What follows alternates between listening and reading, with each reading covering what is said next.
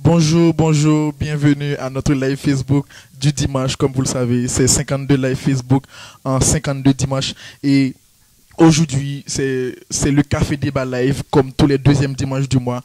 Et aujourd'hui, on va parler d'éducation, on va parler de la vie d'étudiant avec nos invités Joseph Correa et Wensley Pierre. Avant de commencer, laissez-moi souhaiter joyeux anniversaire à Nelson, non pas Nelson, à Mandela Etienne, mon cousin, qui fête son anniversaire aujourd'hui, et aussi un joyeux anniversaire à Gary, un cuisinier du Hilton qui fêtait son anniversaire aussi cette semaine. Donc, le souhait pour vous, c'est vivez pour vos rêves, vivez pour vos objectifs dans la vie, et je sais que vous y arriverez.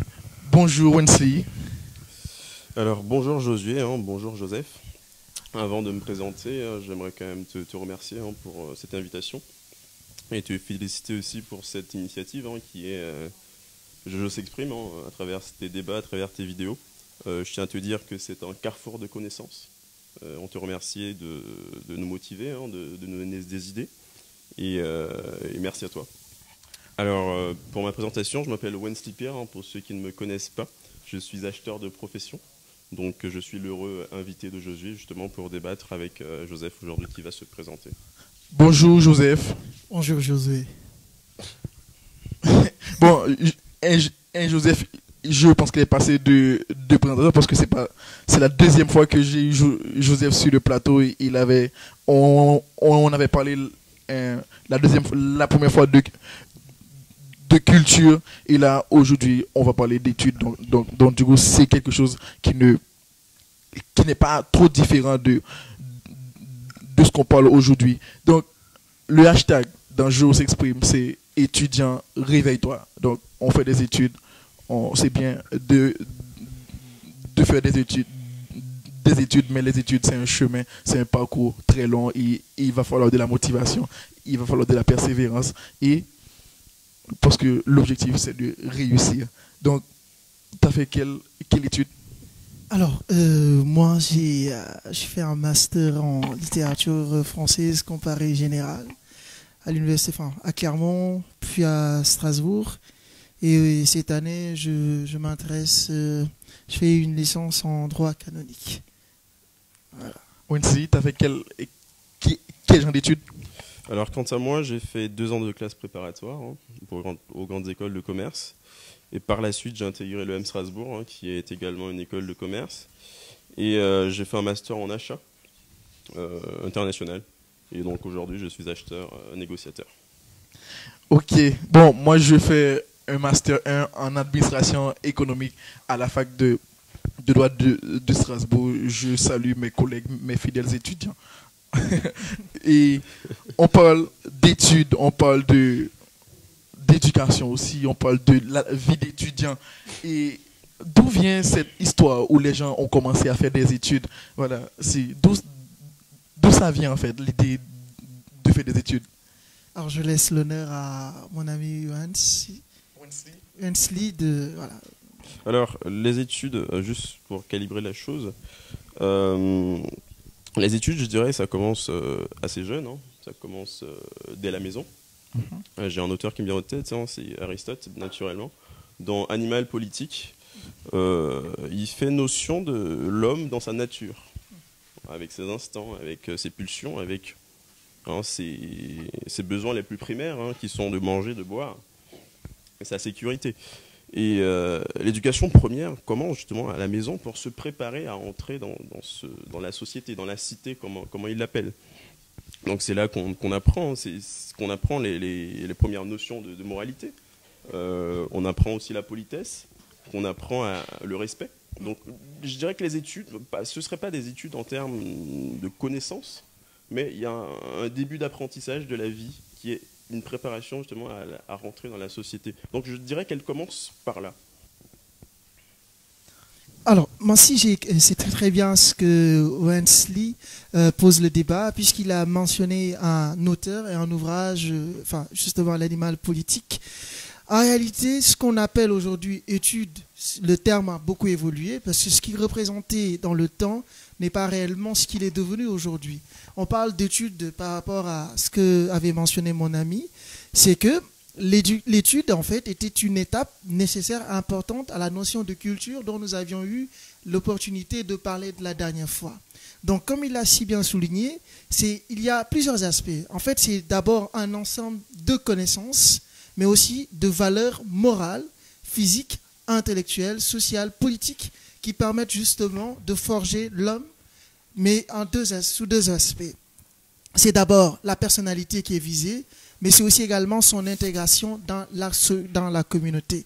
Parce qu'en réalité, le texte qu'il cite de Aristote, l'homme politique, l'animal politique, c'est que Aristote pense que l'homme ne peut se réaliser que dans une société, dans une communauté, mais une communauté de la police. Communauté de police, il faudra l'entendre dans le sens non pas de la politique ou de la police au sens actuel du terme, mais c'est tout simplement l'être dans une société. Et c'est qu'il l'a défini. Au fil du temps, ce qu'on a pu appeler les études, et toujours dans la même dynamique de Aristote, à l'époque, il n'y avait pas l'enseignement que nous connaissions, mais il y avait des disciplines qui étaient, comment dirais-je, destinées à la formation psychique, intellectuelle, morale de l'homme. Et il y avait 4 disciplines. Il y avait d'abord ce qu'on appelait la grammaire, puis il y avait la gymnastique, il y a eu la musique et le dessin. Maintenant, une petite précision. Quand Aristote parle de la gymnastique, ça n'a rien à voir avec l'entraînement physique. Hein. C'est tout simplement tout ce qui permet de forger le caractère de l'individu, le rendre beaucoup plus humain. Et il y a une expression qui est très juste dans ma langue, qui est le Wolof au Sénégal. On parle, pour désigner l'homme, on dit nit, mais pour désigner l'homme dans son essence, on dit nité. Donc ça veut dire que c'est comme si, en gros, nous naissons tous hommes, mais ce n'est que par le biais des études, en réalité, de l'éducation, que nous parvenons à nous élever et devenir, en fait, la personne que nous sommes appelés à être. Donc, les études, ça... Donc, du coup, on est allé à l'école primaire, l'école secondaire, et après, on a fait l'école universitaire. Donc, on va essayer de bien cadrer la chose. Donc, quand on parle d'études, on parle de quel niveau? Donc, est-ce que c'est le moment où, la première fois où on est allé à l'école pour apprendre à lire, à écrire, ou les études va plutôt être dans un apprentissage approfondi des sciences, des choses de ce genre? Alors, très clairement, il y a une ambivalence dans le mot étude, hein, parce que quand on dit étude, il y a toujours une science derrière, la recherche de connaissances. Cette chose-là, elle s'arrête jamais, hein, elle s'arrête jamais. Même quand on est diplômé ou pas, ça s'arrête jamais. Mais faisons deux distinctions, hein. On va dire de la maternelle au lycée. On est toujours dans une phase où on apprend des choses, où on nous enseigne des choses, où on est face à des professeurs. Et ça, c'est une préparation justement qui est assez générale. On va faire des maths, on va faire de la géographie, mais ça reste, il n'y a pas de visée, si tu veux, qui serait professionnelle derrière, parce qu'on veut apprendre. Si tu veux, dans les études qui sont antérieures aux études post-bac, il y a cet aspect, on va préparer l'enfant pour ses études plus tard. Et donc, à partir justement du bac, on fait des études justement qui ont une visée plus professionnelle. C'est là qu'on va se spécialiser. Donc, en fonction de tes aspirations professionnelles, si tu veux être médecin, très clairement, tu vas à la fac de médecine. Si tu veux être avocat, tu vas faire une fac de droit. Donc, à partir de là, il y a une espèce de spécialisation justement des études qui visent justement à une intégration professionnelle. Donc, je pense qu'il est important quand même d'aborder ces deux éléments-là d'études, parce que dans ces deux aspects, que ce soit avant le bac et post-bac, on est toujours dans une posture d'apprentissage, on est toujours dans une posture de transition. Quand j'étais au lycée, on préparait le bac. Et le bac qui débouchait sur une classe. L'objectif, derrière, il est juste un peu différent. Donc, d'où la question aussi, d'où la pertinence de ta question. Quel avenir après autant d'études? Est-ce que c'est l'aspect professionnel? Est-ce que c'est la connaissance en soi? Quelle serait la fin en soi? Donc, du coup, cette ambivalence, justement, dans les études, ça mène à la réflexion, justement, sur l'avenir, justement. pour ceux qui viennent de rejoindre ce live Facebook, on parle d'études, on parle de la vie d'étudiants et on se demande est-ce que le fait de faire des études nous assure un avenir certain? Est-ce que le fait de faire des études, c'est une étape essentielle dans la vie? Il faut faire des études, mais quelles études? Ok, merci Josué. Tu me permettras justement de relever deux choses pour les gens qui nous regardent et peut-être ceux qui viennent juste d'arriver. Donc tu as sans doute précisé aujourd'hui le cadre, voilà, quel est le thème aujourd'hui sur lequel nous débattons. Il faudra juste préciser, les études dont nous parlons, c'est le système français. Parce que les études, si on s'en limite là, ce qu'elle a représenté dans les sociétés n'a pas tout du tout été les mêmes. Donc, il y a les études telles qu'elles se faisaient dans les sociétés traditionnelles africaines et les études telles qu'elles se font de nos jours en France et qui partent justement de l'idéologie de Jules Ferry. Maintenant, la question c'était... rappelle-moi encore la question. Faire des études, mais quelle étude? Oui, quelle étude? Tout dépend de l'orientation de la personne justement qui décide d'aller faire des études. Nous savons tous, comme l'a dit mon ami, les études sont organisées en phases et qui en réalité sont, comment dirais-je, les différentes étapes d'évolution de la personne. On a la maternelle, l'élémentaire, le collège, le lycée, les universités, l'université après. Donc, quelles études? C'est tout simplement en fonction des aptitudes de la personne. Si elle est appelée à faire des études plutôt de scientifiques, en fonction des notes qu'elle a pendant ses études, donc elle choisira le chemin qui lui mènera vers les études de sciences. Si elle est plus portée vers la littérature ou vers les autres, naturellement. C'est un choix qui est d'abord personnel, mais souvent il est guidé par l'entourage. C'est d'abord la famille. Aussi en France, il y a, comment on appelle ça, celle qui s'occupe de l'orientation également. Il est mieux placé pour le dire.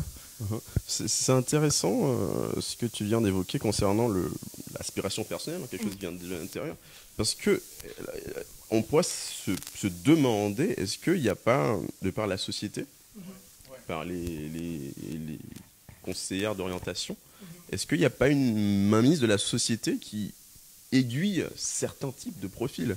Très clairement, dans les banlieues, dans les zones ZEP qu'on appelle les zones d'éducation prioritaire, souvent, les conseillères, peu importe ton aspiration, ils vont se contenter peut-être de tes notes pour te dire, toi, tu t'iras en pro, toi, tu iras en général. Donc, on pourrait se questionner sur la liberté qu'on a, justement, à choisir. Et pour revenir à Josué, quelle étude? Personnellement, après le bac, j'avais le choix entre trois choses. J'ai hésité entre trois choses. La première, ça a été la politique.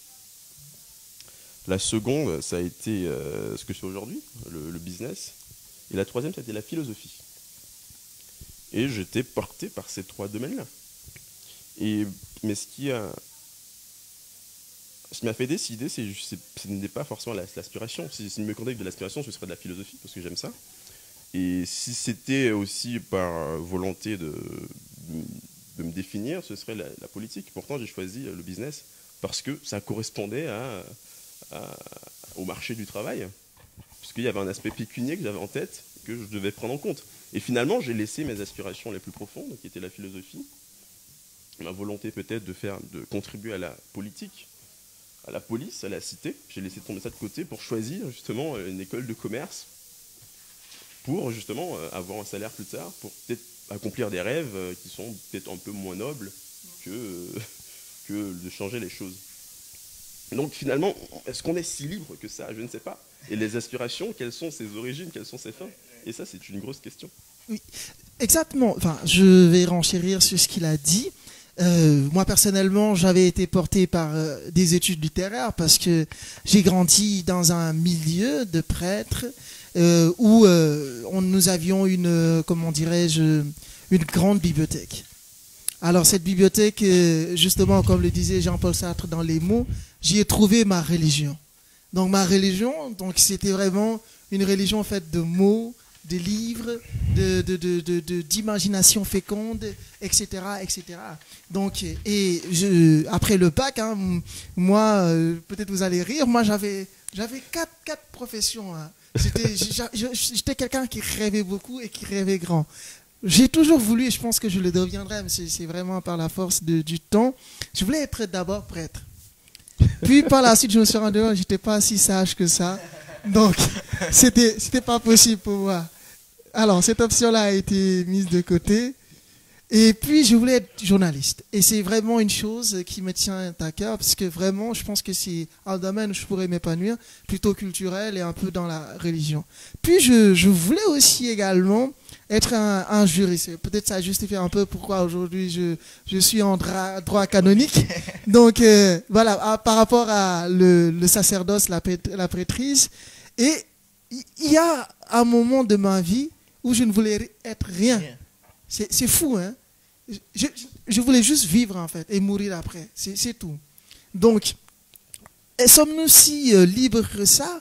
Moi qui ai été, comment dirais-je, qui ai grandi au Sénégal, on n'a pas, peut-être ça pourrait avoir, mais justement, je n'ai pas eu cette influence des conseillers, voilà, pédagogiques qui orientaient un tant soit peu, comment dirais-je, les études que la personne devrait faire plus tard ou qu'elle aspirerait faire. Ce qui existe en fait, c'est que souvent, il y a un choix qui est là, mais il y a toujours la contrainte en fait du choix. Et la contrainte dans le domaine en fait des études, c'est plutôt les notes. Est-ce que les notes traduisent réellement nos aptitudes c'est vrai. ou est-ce que tout simplement, si elles les traduisent, elles ne seraient qu'une traduction spontanée, momentanée, et que ça ne s'inscrit pas forcément vers le futur en fait. Relative aussi. C'est très relatif, tu vois. Et il y a souvent ce que nous voulons et dont nous n'avons pas les aptitudes réellement. J'aurais voulu être médecin, mais est-ce que je suis doué pour le faire? Donc c'est autant de questions. Donc c'est pour ça que je parlais tout à l'heure, en fait, quelle étude, mais en fonction de ce que je voudrais faire plus tard, des choses qui me correspondent, qui me définissent et qui entrent en droite ligne avec ma personnalité et ma vision du monde. Et tout à l'heure, Wensley a mentionné le marché du travail. Donc du coup, là, j'arrive à la question pour dire que souvent, notre choix d'études est calqué. Donc du coup, on va voir quel travail est mieux payé et même quel travail est mieux coté dans la société. Parce que de nos jours, peut-être que ça est en train d'évoluer.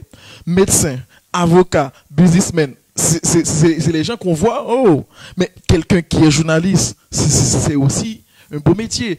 Quelqu'un qui est cuisinier, c'est aussi un beau métier. Sans oublier les métiers de la main d'œuvre, les métiers, par exemple, le travail manuel. Ça aussi, c'est des beaux métiers. Mais on vit dans une société où la société va dire ça, c'est ce qu'on, voilà, ils vont classer les études. Donc, comment tu te positionnes par rapport à toutes ces choses? Déjà, les parents, la famille qui veut que tu fasses ça. Comment tu t'es toujours positionné par rapport à tout ça? Alors, juste avant de répondre à ta question, j'aimerais bien rebondir sur le fait que tu voulais être prêtre. Bah, à savoir, moi aussi, je voulais être prêtre. Je ne sais pas si c'est pour ça que je vous ai choisi. C'est le débat prêtre. Mais j'ai failli devenir prêtre aussi. C'était parce que j'étais toujours admiratif, justement, de la déontologie, de la sagesse, des écrits. Bon, j'ai laissé tout ça de côté, mais pour des raisons voilà, que je ne citerai pas aujourd'hui. Mais voilà.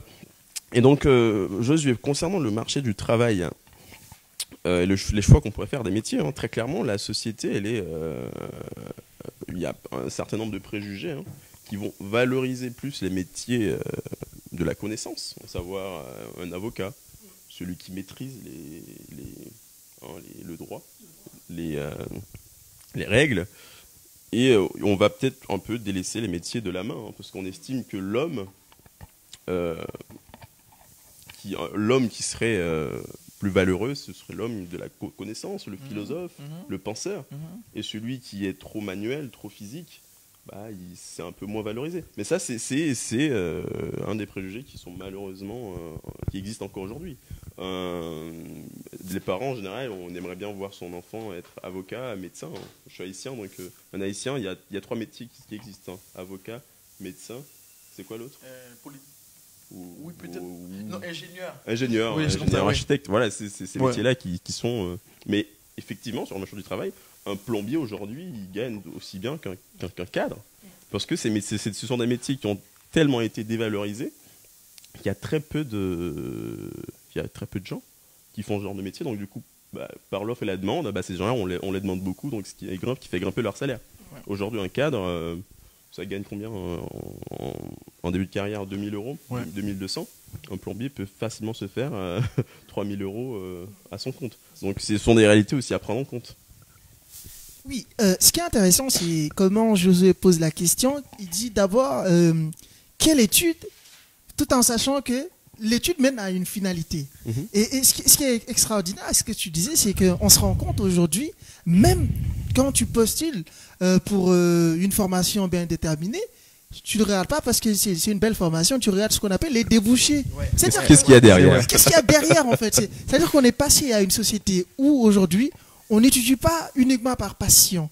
C'est-à-dire que les gens qui sont passionnés, d'ailleurs, dans cette société d'aujourd'hui, sont considérés comme des fous. C'est-à-dire que moi, on m'a toujours posé la question de savoir, tu fais quoi avec des études littéraires? C'est pour devenir écrivain? On me l'a dit.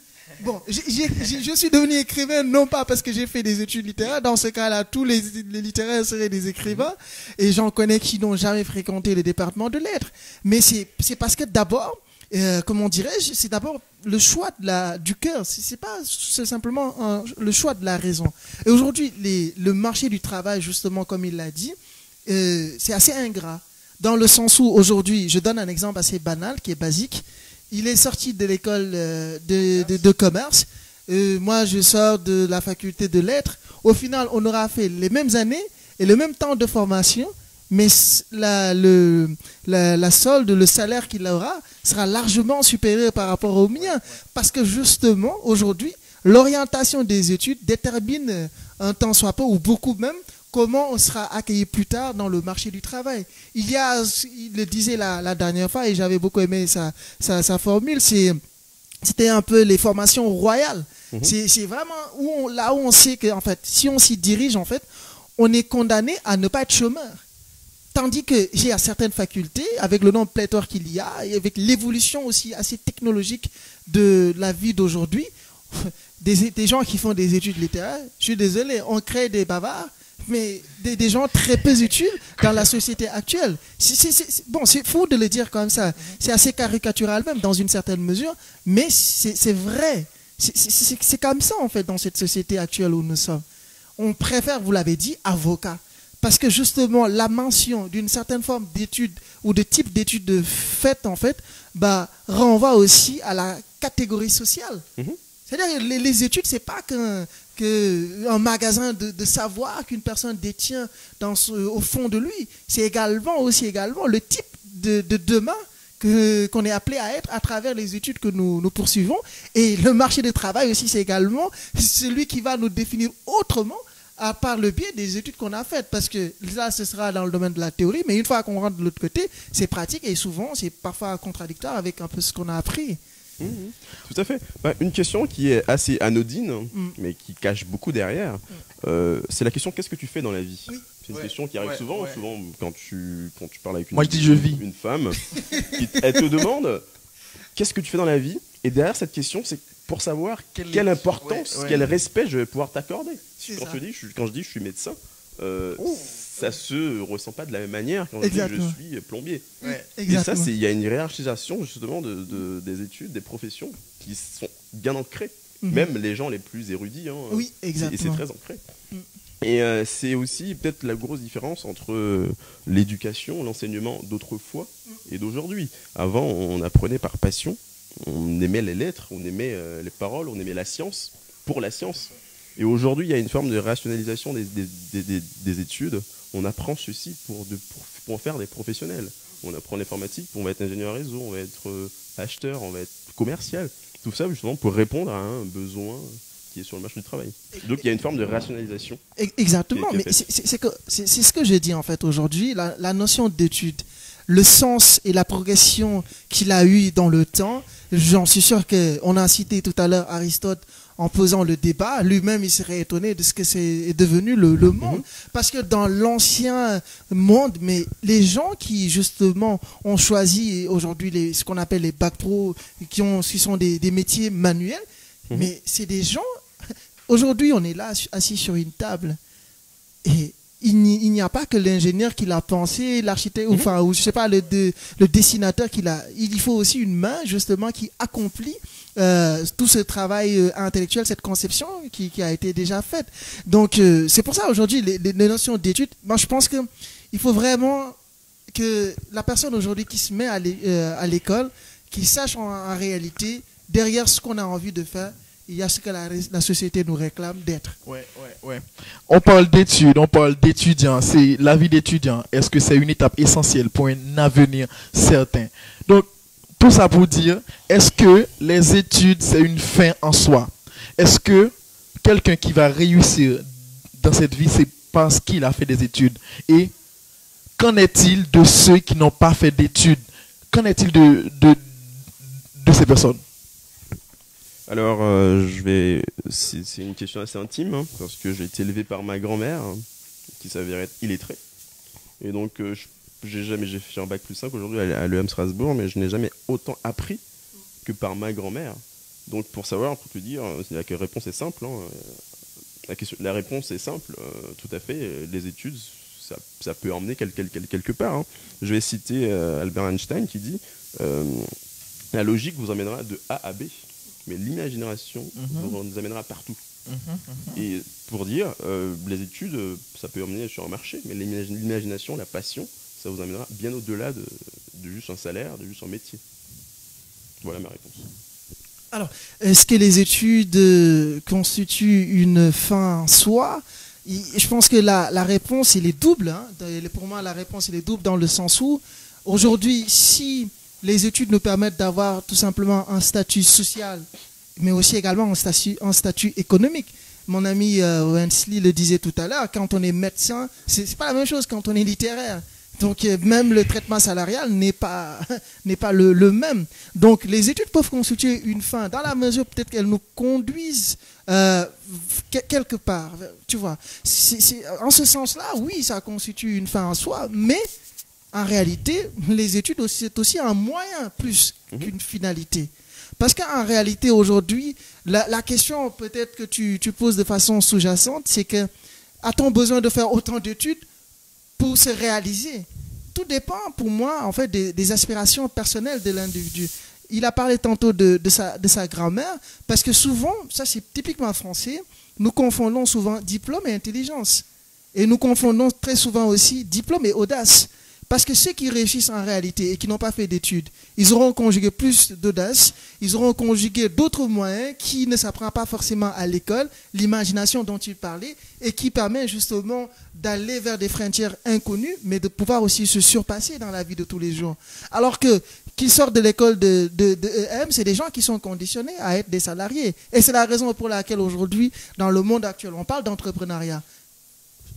Au fond, on n'a pas trop besoin de faire trop d'études parce que tout simplement, c'est sortir un peu de ce système salarial qui est un système de conditionnement et c'est un système qui ne favorise pas l'épanouissement total ou entier de l'individu. Donc, en résumé ou en somme, je dirais tout simplement, il est bon de faire des études parce que ce qu'on doit envisager derrière le côté débouché, c'est que l'étude, comme nous l'avons dit à l'entame de nos propos introductifs, c'est que les études permettent à forger le caractère, la personnalité de l'individu. Maintenant, et même aujourd'hui, ce que j'avais oublié de mentionner avant de finir sur cette question, avant, on a parlé de la police, il a sans doute dit la communauté, la société, mais aujourd'hui, la famille, tout ça, on parle aujourd'hui d'une nouvelle forme d'éducation, c'est la technologie, on en parle très peu, mais c'est aussi des moyens d'études. D'ailleurs, on fait cette émission par le biais de cela. On étudie à la fac avec des formations à distance, avec cela, dans un monde lointain, cela peut-être était fort probable, peu probable plutôt. Donc, pour moi, les études, c'est un moyen, même si ça peut pour certains être une fin en soi. Joseph a parlé d'audace. Joseph a parlé d'entrepreneuriat.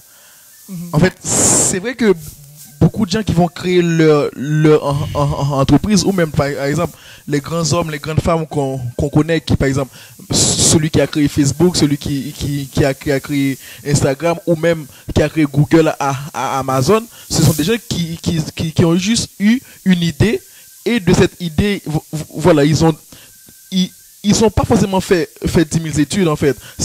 Voilà, donc du coup leur idée, ils l'ont travaillé et ils ont donné ce qu'ils ont donné. Donc tout ça pour dire que souvent il va vous falloir de l'audace, il va vous falloir de la confiance en soi, parce que dans les études, comme je dis souvent, on n'apprend pas à être un bon père de famille à la fac. Il n'y a pas de master pour être une bonne mère de famille. Et même on le voit dans les entretiens d'embauche, les employeurs, ils vont aussi nous questionner sur les études. Mais par exemple, toi qui es dans les achats, c'est ta manière de négocier avec les gens, ta relation avec des personnes, comment recevoir un client, comment convaincre un client. Souvent, ça va demander un travail à l'intérieur. Et aussi, comment faire des amis. Donc, du coup, tout ça, les études, c'est bien, mais voilà, faire des études, déjà, pourquoi, comme je dis souvent, pourquoi faire des études, et faire des études, et aussi, il y a d'autres choses à acquérir. Donc, en fait, on va arriver à une question. En fait, en ce moment, on voit pas mal, tu as parlé de technologie, et en ce moment, on se demande même, est-ce qu'il ne va pas y avoir des emplois qui vont être supprimés. Donc du coup, dernièrement, on a parlé de spécialisation. Donc du coup, pourquoi les gens vont se spécialiser dans telle ou telle chose?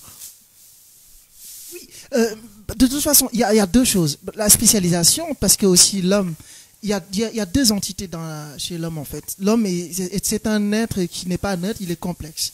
Et c'est la capacité que nous avons justement à étudier plusieurs choses. Mais l'être aussi est un homme qui est limité dans le temps et dans l'espace. Et par conséquent, on a besoin aussi de l'orienter quelque part, de le confiner dans un espace où on prévoit qu'il s'épanouira mieux et qu'il va se surpasser en fait. Donc c'est la raison pour laquelle, arrivé jusqu'à l'université, en réalité, il va faire des études de commerce, puis il va faire achat. C'est sûr que dans son cursus, il a eu des troncs communs, puis après, voilà, il y a eu une spécialisation. Ça a été pareil pour moi. J'ai fait, comment ça s'appelle, de la littérature, de la grammaire, de la linguistique, etc., etc., du latin, du grec, machin. Mais au fur et à mesure qu'on avance, finalement, je fais une spécialisation sur le 19e siècle, parce que c'est aussi bon dans la vie, justement, arriver à un moment donné de se dire, en fait, voilà, sur tel endroit ou sur tel aspect, je me sens le mieux, et c'est sur tel aspect que je vais pouvoir déployer tous les charismes, tous les dons qui sont en moi et qu'il va falloir tout simplement réveiller ou révéler. Maintenant, cette spécialisation également a un grand inconvénient. C'est que je prends par exemple au XVIIe siècle, le siècle de la Renaissance, ou du XVIe siècle. On va faire le classicisme, la Renaissance 16e, classicisme du XVIIe siècle. Pascal disait que la spécialisation tue le savoir. Parce que ce soit au 6e ou au XVIIe siècle, les gens, ils étaient des humanistes, c'est-à-dire c'était des abîmes de science. C'est la raison pour laquelle on pouvait considérer qu'un Blaise Pascal soit un mathématicien, un physicien, un philosophe, parce qu'il n'y avait pas de configuration des sciences. Dès l'instant qu'on était philosophe, c'est-à-dire qu'on pouvait aussi également être porté vers d'autres formes de savoir. Charles Foucault, il est philosophe, mais ça ne l'a pas empêché d'être sociologue. Raymond Aron était philosophe, ça ne l'a pas empêché d'enseigner la sociologie à l'école des hautes études des sciences sociales de Paris.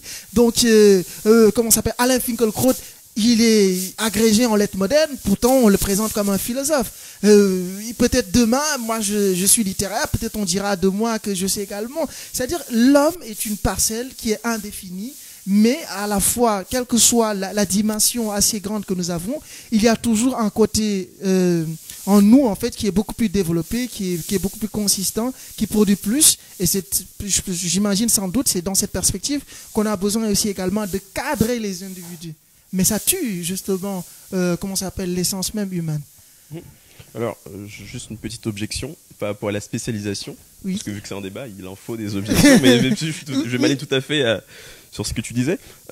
Faut savoir quand même que la spécialisation, la cité, elle est née de la spécialisation. Parce que, on va imaginer un village, il y a un boulanger, il y a un forgeron, il y a un marchand de fruits. On a besoin justement pour vivre en communauté, on a besoin du pain de la boulangère. On a besoin des services du forgeron. Donc imaginons si tout le monde avait choisi la même voie, tout le monde faisait du pain, ou qu'est-ce qui s'occuperait des maisons, de la construction. Donc en soi, on a besoin, parce que vu que la vie en société, ça implique une forme d'interdépendance, donc on va choisir tel ou tel cadre, et je vais procurer mes services, si je suis acheteur, je vais procurer mes services de négociation à toi, mais en retour, parce que ta spécialisation, je vais en profiter. Donc ça permet une forme d'indépendance, ça permet une vie en communauté. Donc la spécialisation, au départ, elle n'est pas si mauvaise que ça. Mais là où je te rejoins, c'est qu'on est des hommes, on a un cerveau. Le cerveau, on sait à quel point il est flexible, il est modulable. Et le fait de peut-être trop le spécialiser, ça perd un peu de son élasticité. Et ça devient quelque chose de limite mécanique. Aujourd'hui, je suis acheteur, je vais être conditionné dans telle et telle, dans ces compétences-là. Quand tu poseras une question peut-être en marketing, et là pour le coup, je vais être complètement coincé parce que justement, je suis tellement... J'ai une sorte de visière qui m'empêche peut-être de voir au-delà de cela. Donc au final, c'est assez mitigé quand même. Il en faut de la spécialisation, mais jusqu'à quel point ? Oui, je rebondis juste sur ce qu'il a dit. Enfin, il a parlé des types de métiers. Ce qu'il faut savoir, c'est que dans l'organisation des sociétés d'antan, c'était des organisations, sauf, comment ça s'appelle, dans des corporations. C'est ce qu'on appelle aujourd'hui des formes de métiers. Mais ce que je veux dire, c'est en fait, ça, c'est des choses qui sont... en fonction des sociétés, ça peut être très récent. Parce que si on prend par exemple le cas de déjà dans les sociétés africaines au 10e, 12e siècle, les gens, en fonction de l'ethnie d'où l'on provenait, il y a tout de suite automatiquement on te collait un métier. Donc ça veut dire qu'il n'y avait pas ce choix, cette liberté dont nous parlions tout à l'heure, qui est différente aujourd'hui du processus actuel où il y a un choix en réalité qui est fait par l'individu, même si derrière ce choix, il y a aussi le choix de d'autres personnes, parce que même les professeurs font partie également du choix. Parce qu'en fonction des affinités que nous avons avec les professeurs, en fonction de la réceptivité qu'on peut avoir du message de certains professeurs, on est souvent conditionné par le choix. Le choix, il n'est jamais ex nihilo, il est toujours arbitraire, hein, il provient toujours de quelque chose. C'est pour ça que je disais en fait que la nature humaine fait que la spécialisation, parfois, tue le savoir. Aujourd'hui, nous sommes en train de parler d'un débat sur la notion d'étude de la vie d'étudiant, des perspectives. Ça n'a pas empêché de convoquer Aristote. En achat, il n'y a pas Aristote, je suis désolé. Mais c'est parce que dans son cursus, en tant qu'être entier, il a eu justement cette possibilité d'emmagasiner des savoirs qui sont autres que sa spécialisation actuelle et qui lui permettent justement qu'il est en parfaite cohérence avec sa personnalité humaine. Mais ça ne l'empêche pas aussi pour être beaucoup plus performant, parce que la spécialisation, c'est plus, ça vise la performance des individus. C'est pour ça que je dis, je suis assez mitigé dans ma position, que je dis dans une certaine mesure que certes les sociétés ont toujours eu cette classification des individus en fonction des métiers, de leurs aptitudes. En réalité aussi, ça n'empêchait pas à une personne de faire ceci et de faire autre chose en même temps. Donc pour moi, enfin, je garde les deux côtés, je reste assez relativiste, on va dire. Et moi, je pense aussi qu'il y a ce côté où souvent il y a tellement de choses à faire aussi. Par exemple, là, on fait des études. Moi, je fais des études à AES. Je peux faire du développement personnel. Je peux faire ça, faire ci, faire autre chose. Donc, oui, comme tu l'as dit, au final, se spécialiser sur un domaine, donc du coup, donner plus de temps, donner plus de nous-mêmes dans telle chose, c'est aussi une bonne chose. En fait, je vais poser une question, c'est l'avant-dernière question pour finir, parce qu'on ne dure pas longtemps. Et il y a ces deux choses, le monde des études et le monde du travail. Moi, je veux te dire, en 3 ans d'administration économique et sociale, je pense que j'ai appris beaucoup de théories. Mais quand tu arrives dans une boîte, wow, tout ce que tu as appris à l'école là, tu les laisses là. Parce que là, c'est vraiment presque autre chose. Souvent, c'est vraiment différent, à part les notions que tu as apprises, mais dans le monde du travail, on est souvent confronté à cette chose. Et when c'est toi voilà, qui a fait des études et qui après bah, était sûrement est-ce qu'on confronté au monde du travail, est-ce qu'il y a vraiment un décalage ou c'est relatif? Il y a un décalage. Je vais être formel là-dessus parce que ce qui est confortable quand on fait des études, c'est qu'on se trompe. Finalement, il n'y a pas tant d'enjeux que ça. Ce sont que des notes. Il y aura un partiel plus tard, je vais me rattraper. Dans le monde de l'entreprise, c'est un peu moins vrai. Parce qu'il y a cet aspect pécunier derrière. Il y a cet aspect de responsabilité. Et derrière, c'est toute une chaîne. Hein. L'entreprise, c'est une chaîne. Hein. On travaille en processus, donc mon travail va dépendre de celui qui est en dessous de moi, et ainsi de suite. Donc il y a quand même un gap dessus. Et puis même en termes d'outils, hein, on fait beaucoup quand on est en AS, on fait pas mal de comptables, on fait des finances, on étudie pas mal des cycles économiques. Ouais. Et c'est vrai qu'en entreprise, on voit plus ça. Mais c'est aussi ça le défi. Hein. Le défi, c'est de sortir de la classe de la récréation et d'arriver dans un monde professionnel où là, ce qui est très différent aussi, c'est la hiérarchie. Parce que dans une salle de classe, vous êtes tous les mêmes. Sauf que en entreprise, t'as un responsable qui lui-même est un responsable qui rend des comptes. Donc il y a un aspect relationnel aussi qu'il faut intégrer. Parce qu'on ne s'adresse pas de la même manière à son N+1 que son collègue.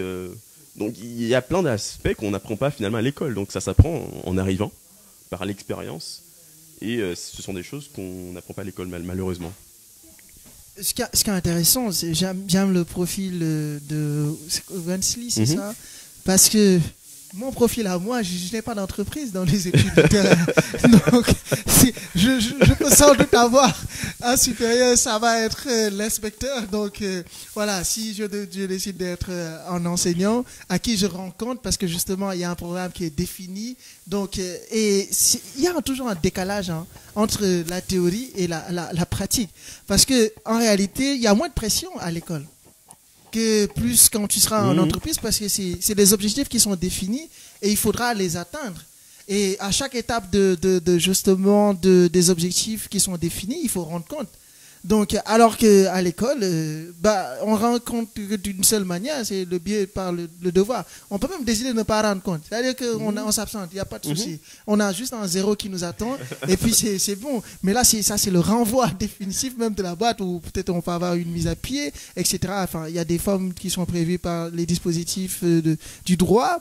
Mais, par exemple, ce qui est important, par exemple, si je prends mon cas, je fais des études littéraires. J'ai lu des romans. On m'a sans doute parlé d'une dissertation, de comment elle se fait. Mais quand j'ai commencé à écrire, je me suis dit, mais c'est pas possible. Je ne savais pas que c'était aussi difficile d'écrire. Et pourtant, je me rends compte, durant tout mon cursus, mais j'ai écrit, quoi. Parce que j'ai fait des dissertations, mais ça n'a rien à voir avec comment faire un roman, comment faire une pièce de théâtre, comment faire, je sais pas. Non. Parce que l'activité, en réalité, dès qu'on sort du cadre institutionnel, académique, universitaire, on est un peu autodidacte aussi. Hein. On apprend au jour le jour. Voilà, comme si on devenait une nouvelle personne, en fait, une autre personne.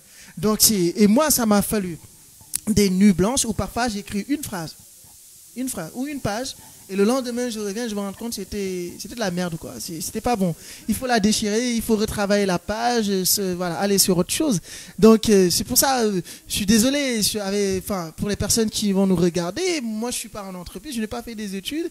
Donc, ce sera plus une partie où Wensley pourra vous dire énormément.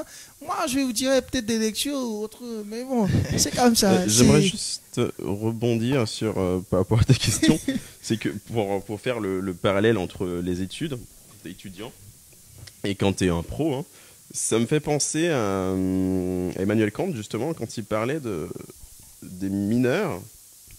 Quand t'es un état de mineur où t'as besoin de tes parents, t'as besoin des autres pour agir. Et ensuite, tu as une phase de transition qui fait que tu deviens un majeur. C'est-à-dire que tu es capable de prendre tes décisions, tu es apte.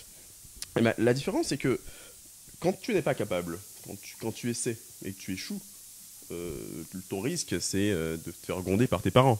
Hein, tu as eu 4 sur 20, bon, tu vas te faire gronder. Dans le monde de l'entreprise, les enjeux sont différents.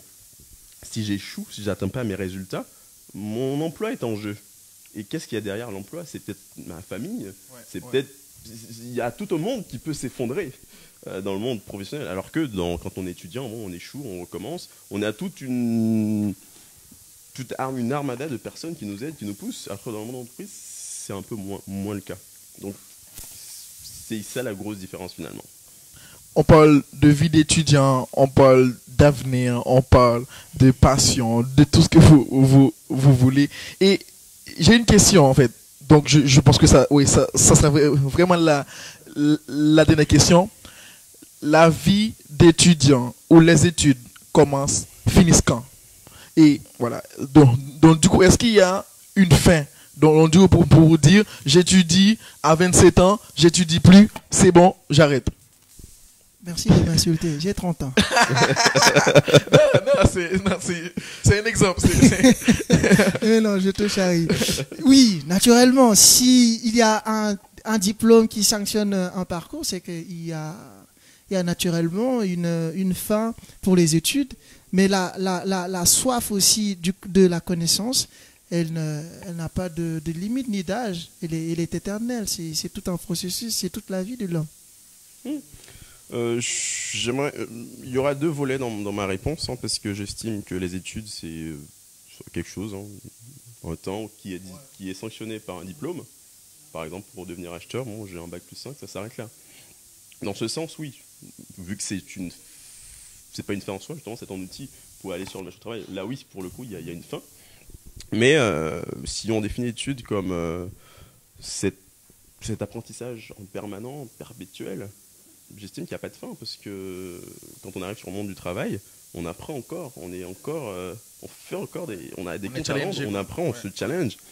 Et je vais clore mes propos avec Platon, l'allégorie des cavernes. La caverne, c'est la connaissance, l'apprentissage, les études, c'est une lumière.